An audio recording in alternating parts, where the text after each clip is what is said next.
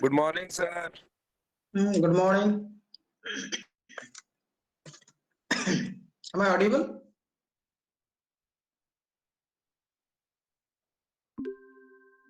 Yes, sir.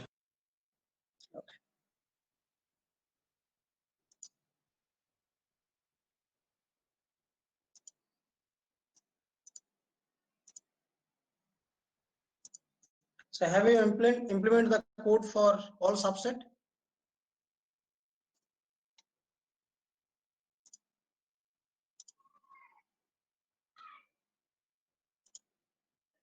Yes or no?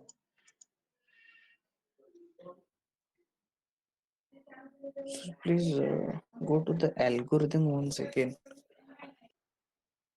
Algorithm क्या हुआ? Sir और एक बार थोड़ा एल्गोरिदम अच्छे से वो समझ नहीं आया था. कल वाला सर जो लास्ट में पढ़ा. एल्गोरिथम समझ में नहीं है. अच्छा.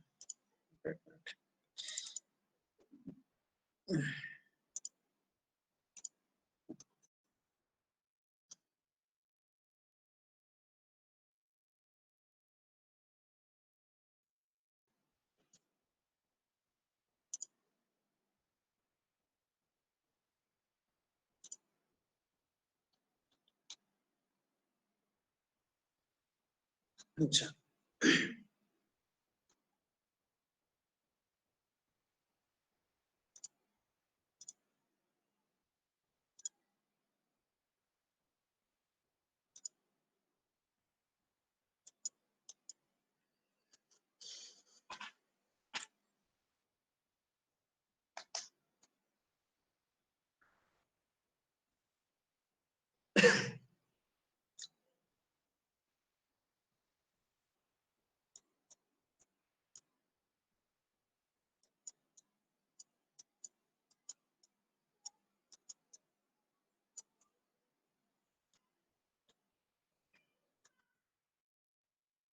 three element, for 10, x2 for 5 and x3 for 6. ठीक है। अच्छा, फर्स्ट क्या कर रहे थे? फर्स्ट x1 इक्वल टू 1 और x1 इक्वल टू 0, दो condition, 1 times including, that means x1 equal to 1, and next is x1 equal to 0, that means excluding. ठीक है, इसका मतलब तो इंक्लूडिंग के लिए और एक्सक्लूडिंग के लिए दो अलग अलग जो 1 एंड 0, इसके लिए तुम्हें क्या करना पड़ेगा? ट्रैक रखना पड़ेगा। मतलब x1 equal to 1, ये जो ट्रैक करना पड़ेगा, तुम कैसे ट्रैक करोगे? जब x1 equal to true और x1 equal to 1, then you'll go for left side, otherwise right side. ठीक है, तो फर्स्ट क्या हो रहा है? x1 equal to 1. नेक्स्ट, अच्छा, जब x1 equal to 1, तब तुम क्या प्रिंट कर रहे हो? ये सुन लो, प्रिंट हो रहा है जब x1 equal to 1, तुम अभी तक तो प्रिंट नहीं कर रहे हो। प्रिंट तुम करोगे जब x1 equal to 1, then x2 equal to 1 and x3 equal to 1, तब जगह तुम प्रिंट करोगे, क्योंकि total number of elements is equal to the depth of the tree, then you will print. So your output is 10, 5 and 6, 10, 5 and 6. ठीक है, 10, 5 and 6. तो क्या क्या पैरामीटर तुम्हें ट्रैक करना पड़ेगा? एक इंक्लूडिंग एक्सक्लूडिंग के लिए, first one is including excluding, that means 1 and 0, including excluding tracking,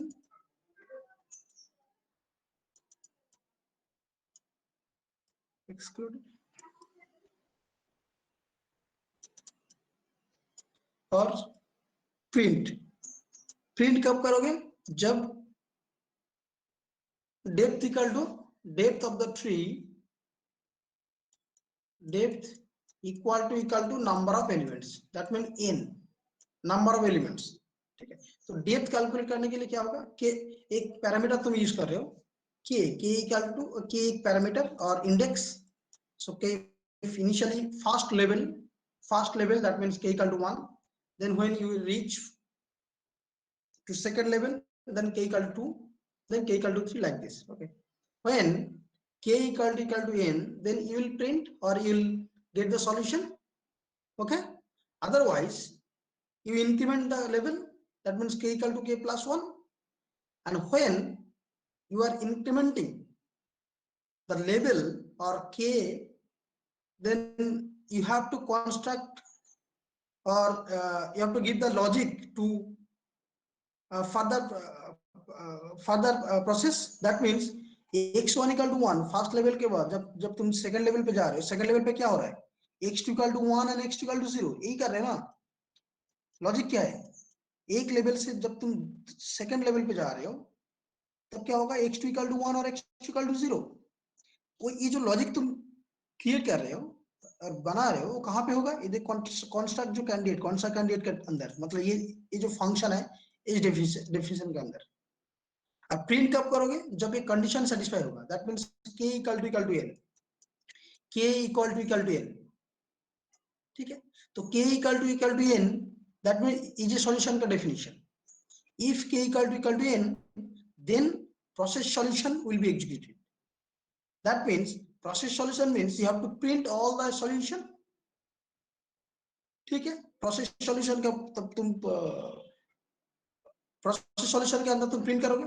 अगर प्रोसेस सॉल्यूशन नहीं हो रहा है, मतलब इजी सॉल्यूशन नहीं हो रहा है, that means k not equal to n, then k equal to k plus 1, मतलब तुम क्या करोगे, नेक्स्ट लेवल पे जाओगे, नेक्स्ट लेवल ऐसे करते करते जाओगे। और नेक्स्ट लेवल पे तुम जा रहे हो, तुम क्या कर रहे हो, x2 इक्वल टू 1 और x2 इक्वल टू 0, समझ में आ रहा है, x2 इक्वल टू 1 और x2 इक्वल टू 0। तो दो बार तो होगा ना, x3 इक्वल टू 1 और x3 equal to 0, x3 equal to 0, ठीक है। जब x3 इक्वल टू 1 इसके लिए तुम प्रिंट कर लिए, तो नेक्स्ट टाइम क्या होगा, x3 इक्वल टू 0, मतलब लेफ्ट साइड के लिए हो गया, तो राइट साइड जाओगे, तो राइट साइड में क्या होगा, तो प्रिंट जब कर रहे हो तो 1 के लिए प्रिंट होगा, 0 के लिए नहीं होगा, मतलब इंक्लूडिंग और excluding. So x1 equal to 1 means 10 and x2 equal to 1 means 5, ठीक है। तो देखो इसके बाद तुम जब नेक्स्ट प्रीवियस पोजीशन में जाओगे, x2 इक्वल टू 1 के लिए हो गया, तो x2 इक्वल टू 0 के लिए होगा। यहाँ पे k का वैल्यू कितना है, सेकंड लेवल पे k इक्वल टू 2, तो सेकंड लेवल पे जब हो रहा है, तो ये एक बार 1 एंड 0, देखो फॉर लूप इसलिए दो टाइम्स हो रहा है, क्योंकि ना जब इस लेवल पे आओगे तुम, x इक्वल टू 1 और x equal to 0, that means i equal to 1 and i equal to 0, ठीक है। मतलब i अगर इंडेक्स यूजिंग इंडेक्स करोगे, क्या होगा, i equal to 0 left side, i equal to 1, ठीक है। तो दो टाइम्स हो रहा है, इसीलिए इनकैंडिडेटिकल टू लिख रहे हैं। एक मिनट,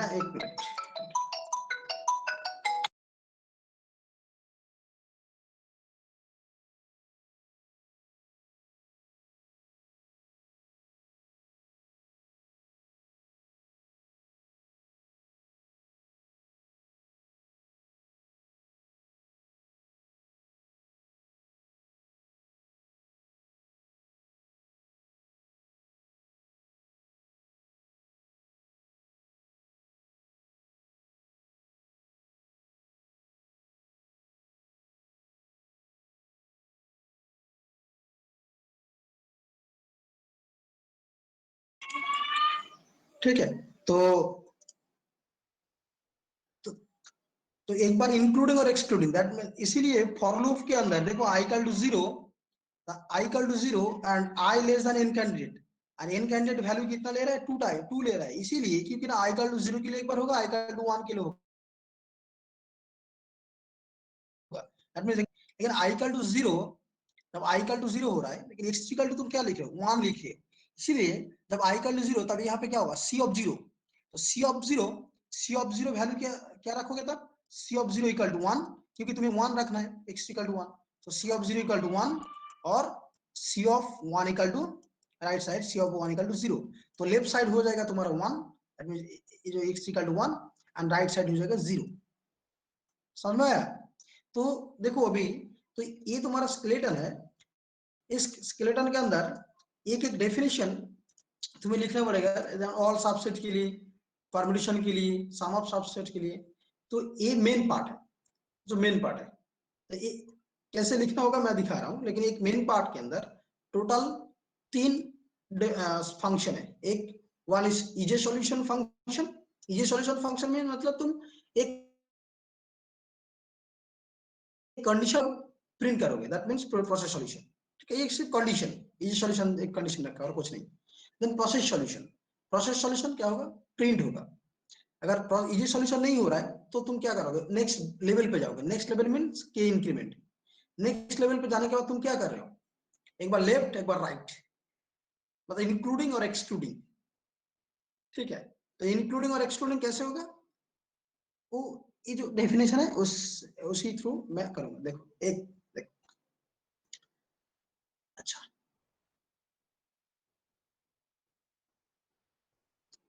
इनिशियली 1 2 3 के लिए मैं कर रहा हूँ, 1 2 3, एंड कैसे मैप हो रहा है देखो, ठीक है। तो क्या होगा, फर्स्ट बैक ट्रैक, ए मीन्स क्या है, ए मीन्स 1 2 3, ठीक है। अरे so back track A 0 level and total number of elements is 3, that is k equal to 0 means 0th level, just तुम रूट में हो, ठीक है। and n equal to 3 means total number of elements। अच्छा, then next, इसका मतलब क्या होगा, ऐसे यहाँ पे क्या होगा, बैक ट्रैक ए 0 3। अच्छा, तो यहाँ पे तुम प्रिंट तो नहीं करोगे, तो नेक्स्ट यहाँ पे आओ, इफ इज ए सॉल्यूशन, क्योंकि ना depth that means level not equal to n and k not equal to 3 is a solution. अगर इक्वल होता तो तब जब मैं प्रिंट करता, लेकिन तुम रूट में हो तो प्रिंट नहीं करोगे। तो इज ए सॉल्यूशन का डेफिनेशन क्या हो रहा है, इज ए सॉल्यूशन का डेफिनेशन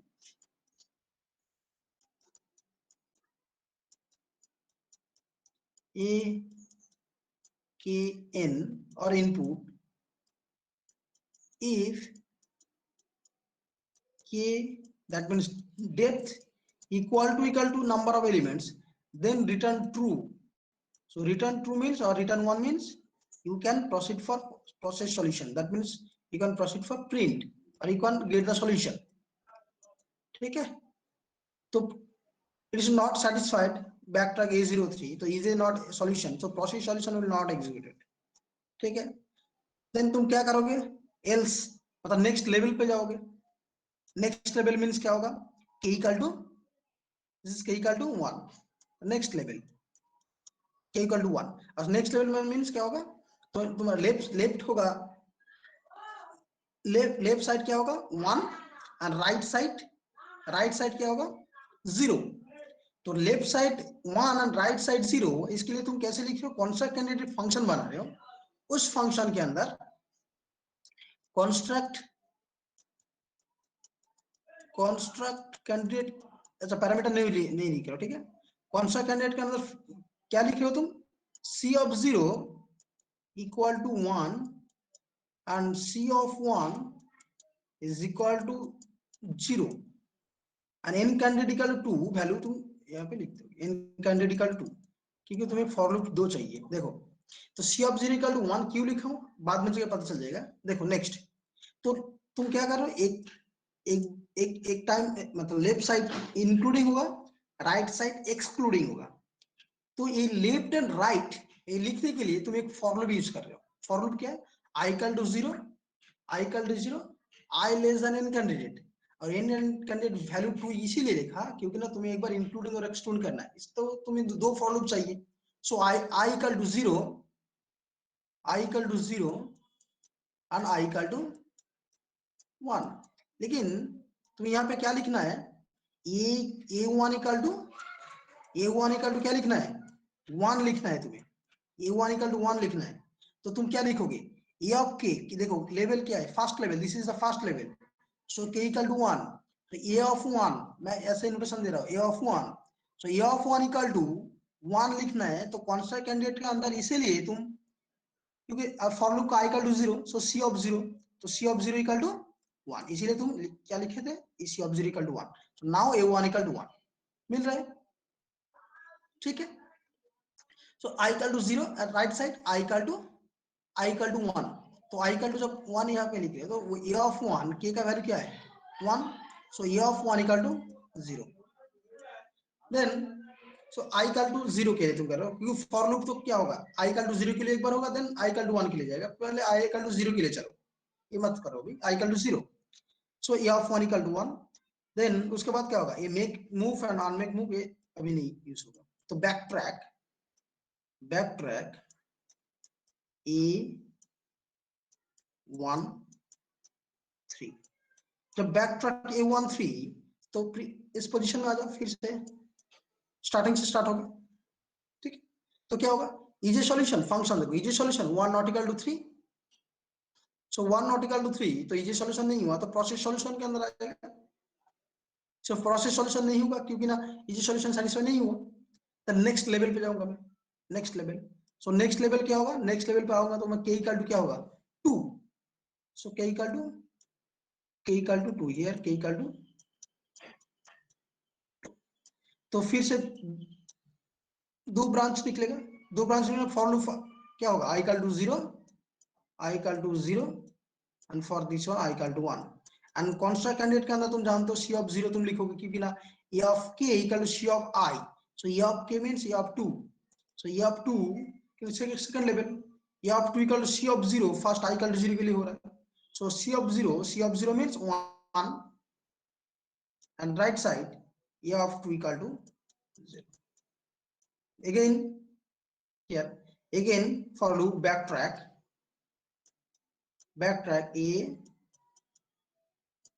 2 3, ठीक है, फिर से होगा i equal to 0,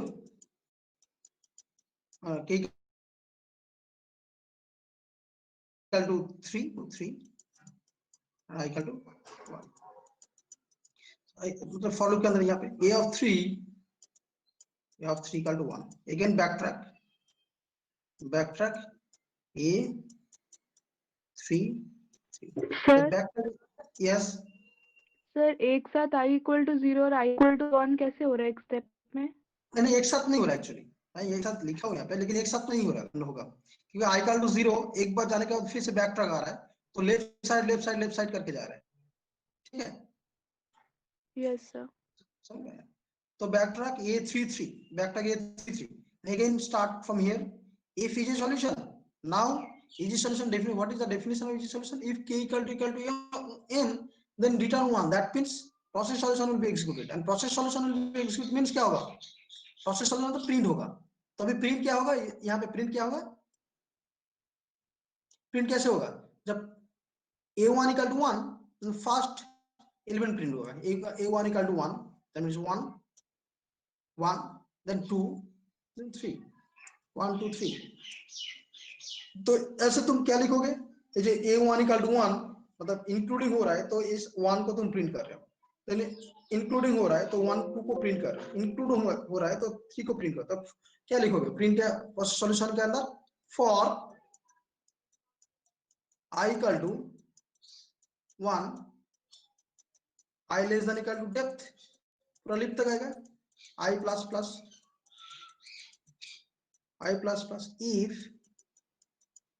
if e of i equal to true, printf क्या होगा i, ठीक है, मैं 1 2 3 कह रहा हूँ इसीलिए ऐसे लिख रहा हूँ, लेकिन अगर रैंडम होगा तो तब थोड़ा सा मॉडिफाई करना पड़ेगा। सो 1 2 3 देखो तुम कहाँ पे थे, इस लाइन पे थे, मतलब फॉर लूप के अंदर, मतलब i इक्वल टू 0 के लिए तुम किए थे तो प्रिंट हुआ कि बैक ट्रैक के अंदर, देन क्या होगा i equal to 1 right side, क्योंकि फॉर लूप तो टू टाइम्स हो रहा है, i इक्वल टू 0 के लिए हो रहा है, i इक्वल टू 1 के लिए, तब i इक्वल टू 1 देन कहां से स्टार्ट होगा, यहां से स्टार्ट होगा, एंड ये क्या है third level, so that is a of 3 equal to c of 1 and c of 1 equal to क्या लिखोगे, 0 लिखोगे, क्योंकि ना तुम्हें एक्सक्लूड करना है, तो इसलिए c ऑफ 1 इक्वल टू 0 कौन सा कैंडिडेट अंदर तुम डेफिनेशन ऐसे लिखे थे। Now again back track a33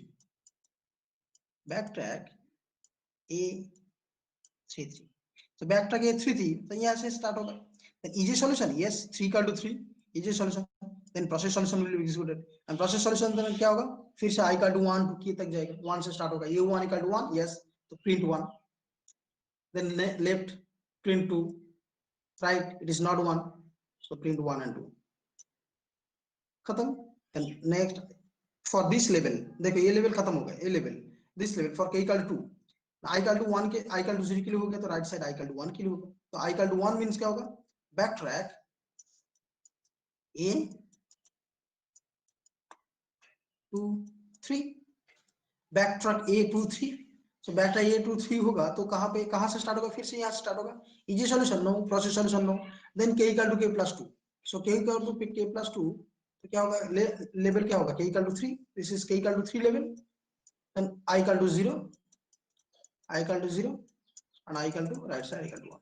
Now you have 3 equal to 1 and backtrack a 3.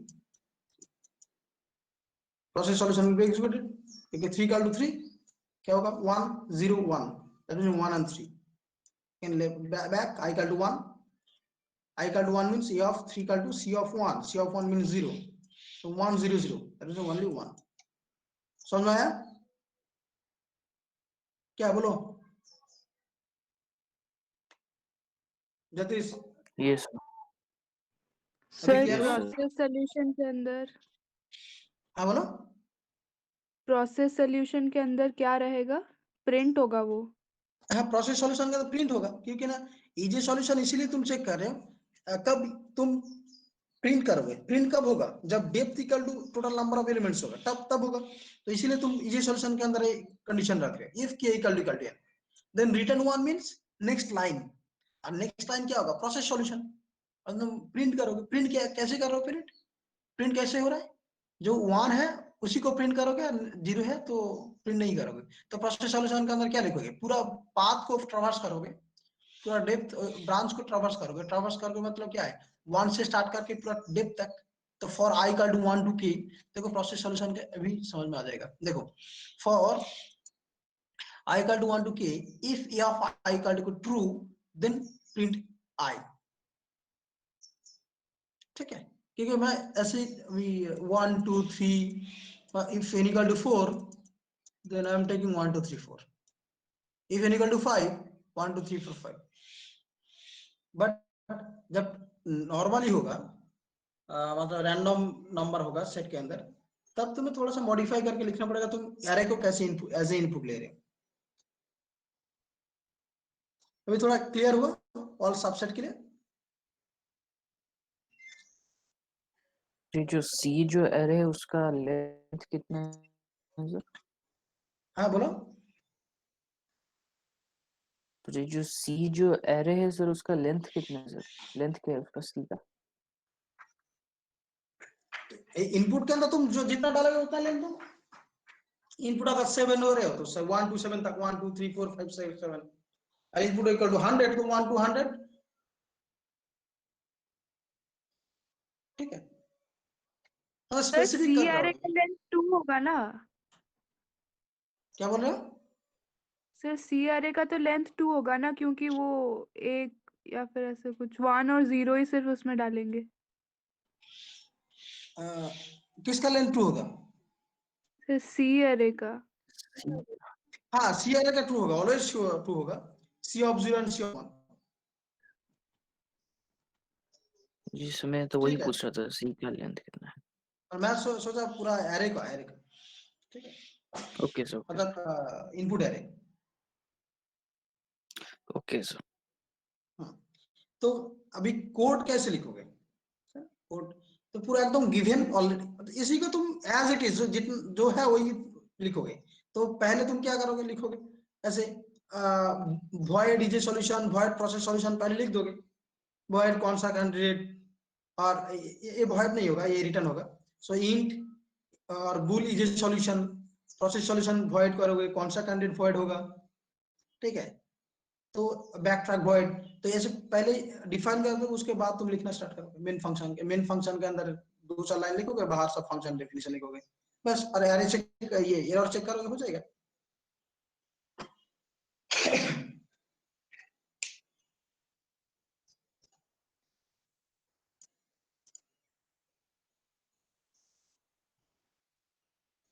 तो मैं नेक्स्ट क्लास में मैं पूछूंगा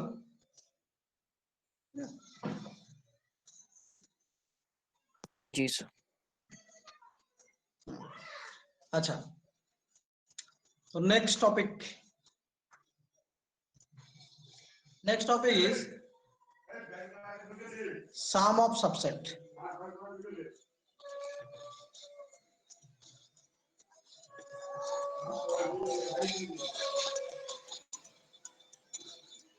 so sum of subsets so what is sum of subsets the next sum of subset means so find first I'm writing here the questions find or draw the state space tree Draw the state space tree. Draw the state space tree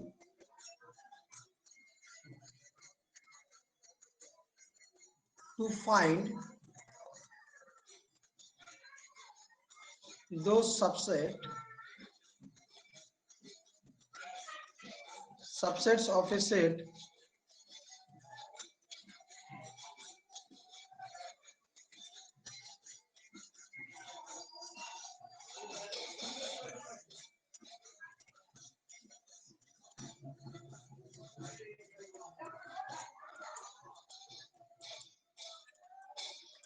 So draw the state space tree to find those subset of a set this whose sum is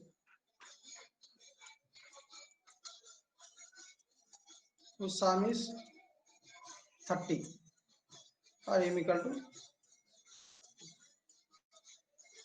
So you don't need to find all the subsets. So you don't need to find all the subsets. Just you find those subsets whose sum is or the weight of the subset is 30. Okay. So using backtrack will solve it. So this is the problem statement of sum of subsets. Clear? If you find all the subsets, first the normal method, in normal method using backtrack,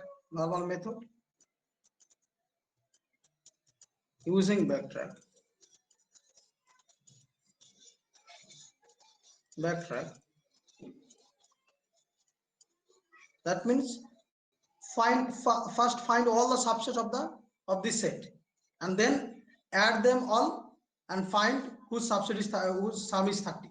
So that will your answer. So that process will take the time order of 2 power n on an exponential time, isn't it? So our aim is to reduce the time complexity exponential to less time. ठीक है? तो कैसे होगा?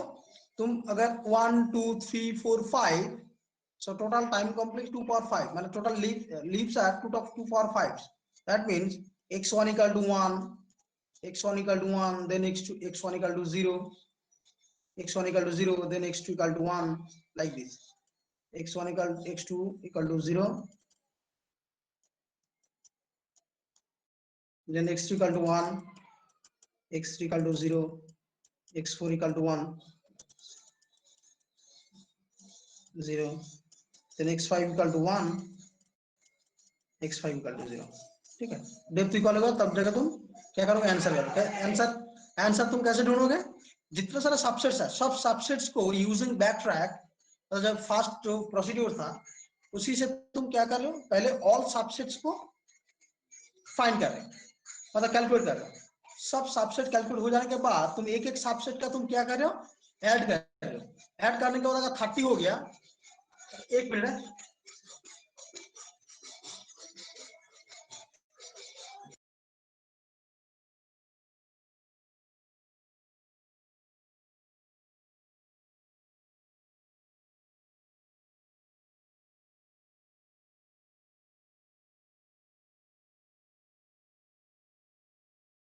अच्छा.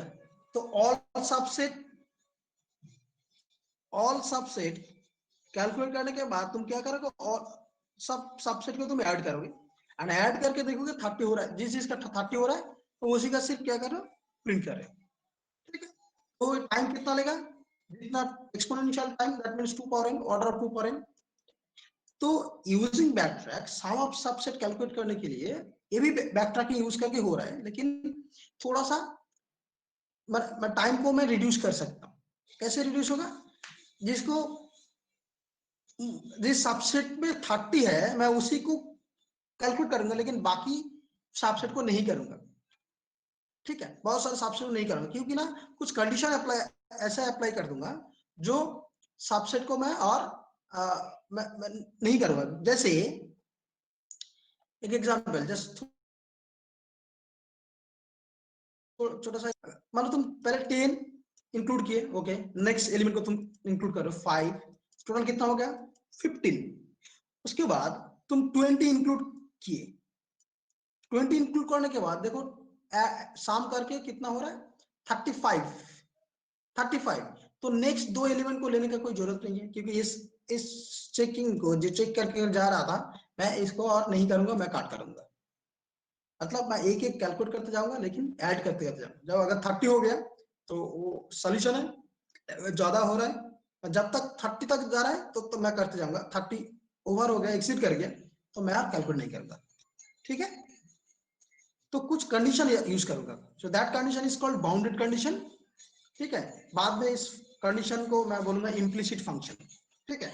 तो बाद में एक एक करके मैं एक्सप्लेन करूंगा, ठीक है। अच्छा, okay, sorry.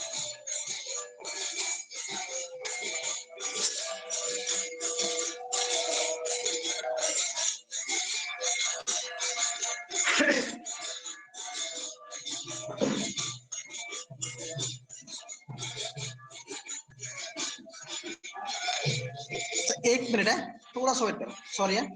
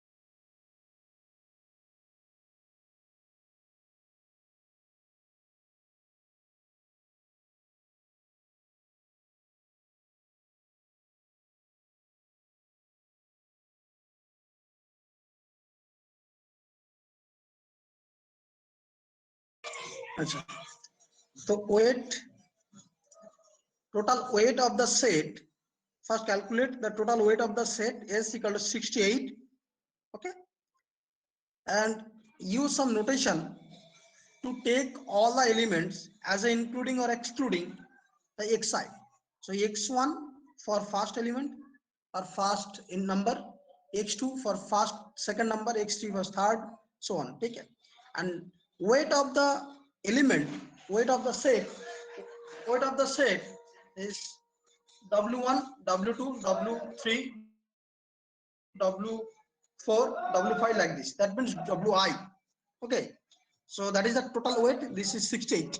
So now first node or root will write like this. So first 0 is to 68. That means total weight of the set is 68, and now we are not taking any element. So for the subset, that's why this value is 0. ठीक है, एक भी subset अब तक calculate नहीं किया, इसलिए subset का वेट कितना है 0, ठीक है। तो नेक्स्ट देखो, सेम प्रोसीड्योर ऑल सबसेट के लिए जैसे किए थे हम लोग, वैसे ही करूंगा, सिर्फ ऐड करते करते चेक करते करते जाऊंगा। क्या होगा, x1 = 1, x1 इक्वल टू 1। अच्छा, जब x1 equal to 1 that means तुम एक सबसेट तुम कैलकुलेट कर रहे हो, सबसेट, उसी सबसेट में किसको तुम ऐड किए, 10 को। तब 10 ऐड हुआ तो सबसेट का मतलब वो जो पार्शियल सॉल्यूशन का सम कितना हुआ, एडिशन वेट कितना हुआ 10, मतलब 0 प्लस 10 इज 10। तो रिमेनिंग वेट कितना होगा 58, क्योंकि बाकी जितने सारे एलिमेंट्स है नेक्स्ट टाइम उसी से तुम लोगे, दैट मींस 58, मतलब रिमेनिंग 10 इंक्लूड हो जाने के बाद 5 20 15 18 इसका वेट कितना होगा 58। Then x2 equal to 1, so x2 equal to 1, that means 10 plus 5 is 15, 10 plus 5 is 15 and it's 53, then x3 equal to 1, x3 equal to 1, so x3 equal to 1 means 20, x3 equal to 1 means 20, so x3 equal to 1 means 20 means 35, और कितना होगा 33। अच्छा अभी बताओ इसको मैं further proceed करना चाहिए और नहीं, ये सब नो सर, नो। क्योंकि ना तुम देखो x1 equal to 1 मतलब 10, x2 equal to 1 means 5, x3 equal to 1 means 20। Already तुम्हें तीनों लेने के बाद ये जो सबसेट बन रहा था, इस सबसेट का ऑल वेट कितना हो गया 35, मतलब 30 से ज्यादा हो गया। मेरा वेट कितना 30 होना चाहिए था, 35 ज्यादा 35 हो गया, तो इसके बाद और नहीं जाऊंगा, मतलब x3 के बाद x4 और x5 को लेने का कोई जरूरत है नहीं, और चेक और नहीं करूंगा। तो जितना टाइम लगा कहाँ तक, इतना तक लगा, तो यहाँ पे मैं स्टॉप हो जाऊंगा। तो कंडीशन क्या है, तो बाउंडेड कंडीशन क्या है, तो लास्ट जो नोड बना था उससे प्रीवियस तक xi मतलब इंक्लूड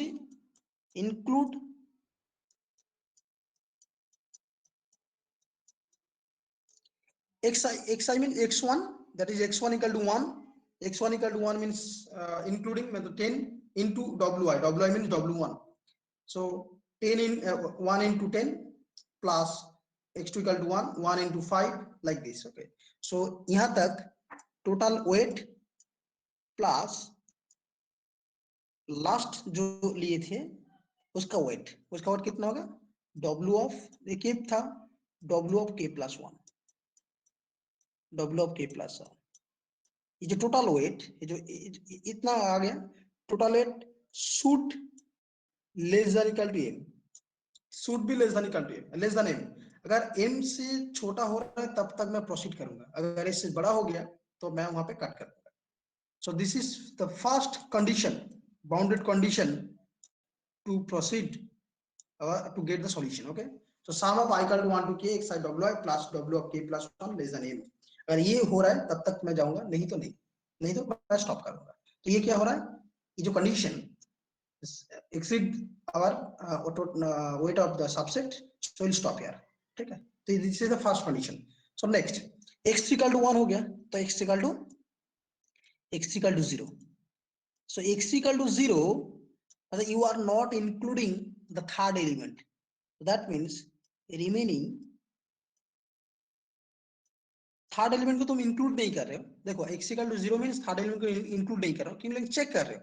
एंड तो टोटल वेट कितना होगा, सबसेट का वेट कितना होगा 15, और रिमेनिंग कितना पार्ट रहेगा x4 एंड x5, यानी 53 प्लस 20 सॉरी 53 माइनस 21 33। समझ में आया। देखो x से तुम इंक्लूड नहीं किए, इसीलिए सबसेट का जो सम था 15 वो सेम रह जाएगा, लेकिन x3 को टोटल सेट से तुम निकल रहे हो, मतलब टोटल सेट में, और नेक्स्ट टाइम नहीं लोगे तो कितना रहेगा, रिमेनिंग x4 एंड x5 के लिए रहेगा।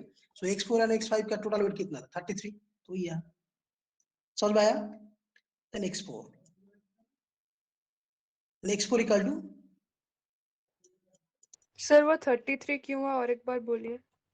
क्योंकि ना तुम देखो ना यहाँ पे तुम क्या कर रहे हो, x1 1 and x2 equal to 0, तीन एलिमेंट के लिए तुम ऑलरेडी चेक कर रहे हो, ठीक है, एक चेक करें।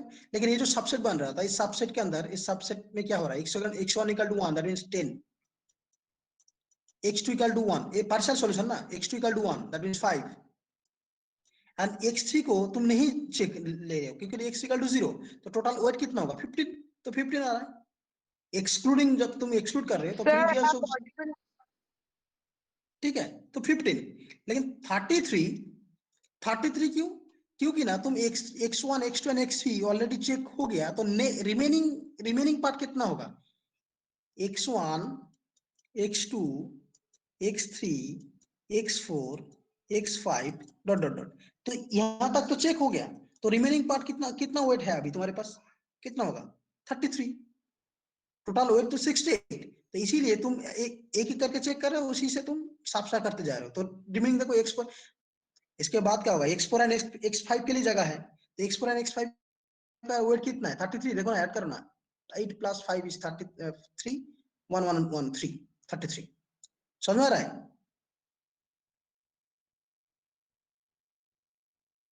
अब भी डाउट है? यस सर, अभी डाउट है। अच्छा,